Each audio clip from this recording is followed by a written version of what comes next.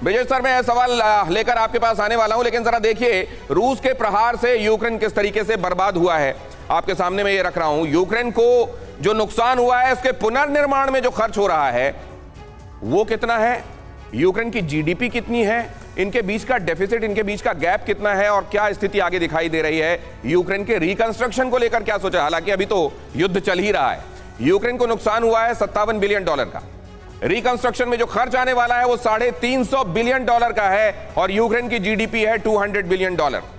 ऐसे में ये जो डेफिसिट दिखाई दे रहा है, अमेरिका और उसके साथी और उनकी मदद यूक्रेन के लिए भविष्य की चुनौती और अभी की दुश्वारियां, जरा ये समझने की कोशिश करते हैं।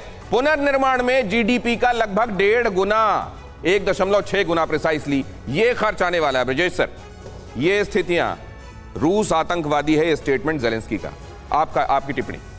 धन्यवाद गौतम, मुझे यहाँ पे बुलाने के लिए।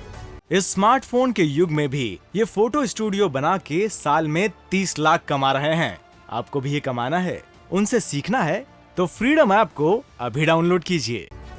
देखिए, जो उदाहरण प्रोफेसर साहब ने दिए हैं वो गलत हैं, लेकिन एक गलत जो पहले हो चुका है आज की दुनिया में से हम नहीं स्वीकार कर सकते हैं। सही मायने में ही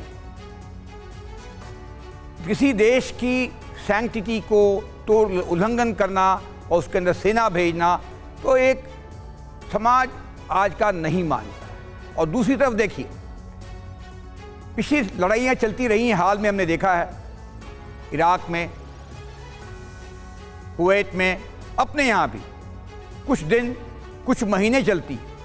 ये लड़ाई 9 महीने से चल रही है और इसका जो लोगों ने, यूक्रेन के लोगों ने जो उसको जिस बखूबी से इसको रोका है, जो उनकी ज़ेलेंस्की की जो लीडरशिप है उसको देखिए और रशिया की हालत देखिए, तो ये बड़ा क्लियर लग जाता है कि रशिया एक पॉलिटिकल एम और मिलिट्री एम में बहुत गैप रहा शुरू में।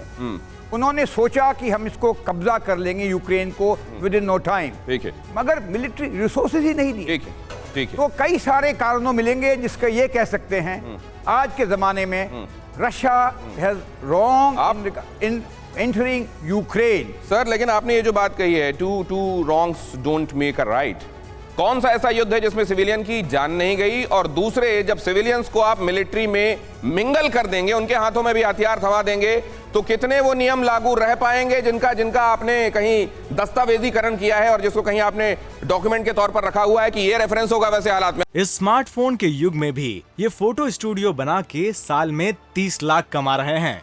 आपको भी ये कमाना है, उनसे सीखना है तो फ्रीडम ऐप को अभी डाउनलोड कीजिए।